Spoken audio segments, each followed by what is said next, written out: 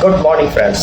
आज मैं एक ऐसे मॉलिक्यूल के बारे में चर्चा करूंगा जो आम तौर पे जितनी फ्रेटर्निटी है सारी, और वो है विटामिन डी। तो विटामिन डी का आमतौर पे हम लोग यूज क्या करते हैं, तो ये कैल्शियम को ट्रांसपोर्टेशन का काम करता है। तो कैल्शियम को ये पकड़ता है और ट्रांसपोर्ट। बट एक बहुत ही इंपॉर्टेंट चीज़ बताने जा रहा हूँ कि विटामिन डी के साथ साथ विटामिन K2 लेना बहुत जरूरी है। अब क्यों जरूरी है इसका चर्चा मैं यहाँ पे करने वाला हूँ माय डियर फ्रेंड। तो जो विटामिन डी के साथ में अगर कोई विटामिन K2 नहीं ले रहा है तो उसके क्या ड्रॉबैक हो सकते हैं और लेना क्यों जरूरी है ये मैं आपको बताना चाहता हूँ। देखिए, विटामिन डी और विटामिन K2 ये माना जाता है कि दोनों मिलकर कैल्शियम को सही जगह पहुंचाने का काम करता है।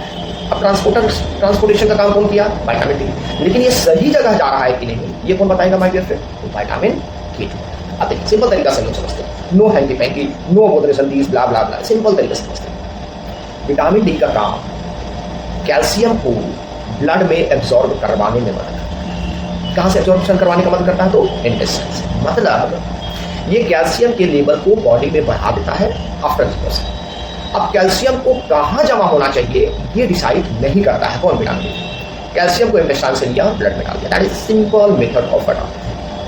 लेकिन इसको ये नहीं पता है कि मुझे कहाँ इसको छोड़ना है, कहाँ इसको पहुंचाना है। अब रही तो विटामिन K2 क्या करें?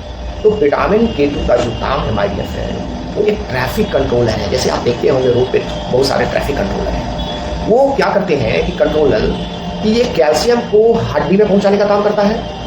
साथ ही साथ जो गलत जगह है जैसे आर्टरीज हो गया, किडनी हो गया, उसमें कैल्शियम जमा होने से ये बचाता है। क्यों? अगर इसमें जैसे ही आर्टरीज में मतलब नस में जमा होंगे, किडनी में जमा होंगे, तो हार्ट डिजीज का खतरा बढ़ जाएगा, किडनी स्टोन का खतरा बढ़ जाएगा। तो अगर किसी पेशेंट को आप सिर्फ विटामिन डी देते हैं तो कैल्शियम ब्लड में बढ़ जाएगा। लेकिन अगर K2 ना रहा उसमें तो कैल्शियम नस में जम जाएंगे, कैल्सिफिकेशन हो जाएगा, जिससे हार्ट डिजीज का रिस्क बढ़ जाएगा। अभी भी हमने चर्चा किया। इसलिए दोनों को साथ साथ और बराबर अमाउंट में लेना चाहिए। विटामिन डी का काम कैल्शियम एब्जॉर्प्शन करती है, विटामिन K2 का काम कैल्शियम को सही जगह ले जाना। सो एक रेशियो गवर्नमेंट ने बनाया। वो रेशियो क्या है कि विटामिन D3 और K2 जो कैप्सूल्स है मार्केट में वो 1000 से 500 इंटरेक्शन उनके साथ में, वेयर एज जो विटामिन K2 है वो 90 से 120 मिलीग्राम माइक्रोग्राम पर डे लेना चाहिए। तो सेम बात है। अब एक बहुत बड़ी चीज़ आते हैं माइटर, फिर आप इसको ध्यान से लिखिएगा कि डोज को लेकर बहुत सारे फ्रेटर्निटी हैं, फार्मासिस्ट हैं, वो डिफरेंट डोज डिसाइड करते हैं।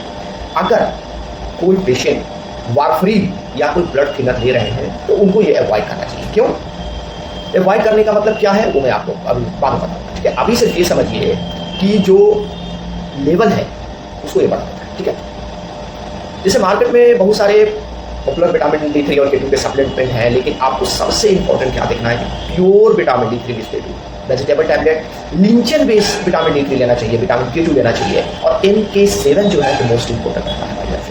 तो always go for organic vitamins. D3 5000 international units और vitamin K2 is 120 मिलीग्राम तो माइक्रो। सो अब एक और ध्यान देने वाला चीज़ है कि ध्यान रखने की बात ये है माय डियर फ्रेंड, जो सप्लीमेंट लेवल जो MK7 मेंशन होना चाहिए, क्योंकि K2 का ये फॉर्म ज़्यादा इफेक्टिव माना जाता है। MK7 याद रखिएगा, जो भी सप्लीमेंट आप ले रहे हैं उसमें MK7 विटामिन K2 का जो MK7 वेरिएंट है वो सबसे ज़्यादा इफेक्टिव माना जाता है माय डियर फ्रेंड। और बोन एंड आर्टरी में कैल्शियम को सही जगह पहुंचाने में यही MK7 ही आपको मदद करेगा। और अगर कोई, जैसा कि हम पहले भी बात कर रहे थे, कोई ब्लड थिनर वगैरह जैसे वारफरीन या फिर सप्रीन या फिर एसेनोकॉबरॉल कोई अगर आप ले रहे हैं तो ये इंट्रैक्शन कर सकता है ड्रग के साथ में, इसलिए अवॉइड करें। फैट सोलुबल विटामिन हमारा जैसा है D और K। ठीक है, तो थोड़ा सा अगर फैट हो तो लेना ज़्यादा बेहतर माना जाता है, क्योंकि इसी के साथ इसका एब्जॉर्प्शन होता है। तो आज हमने 2-3 चीज़ बताए और इस 2-3 चीज़ को आप पढ़िए, समझिए। Thank you.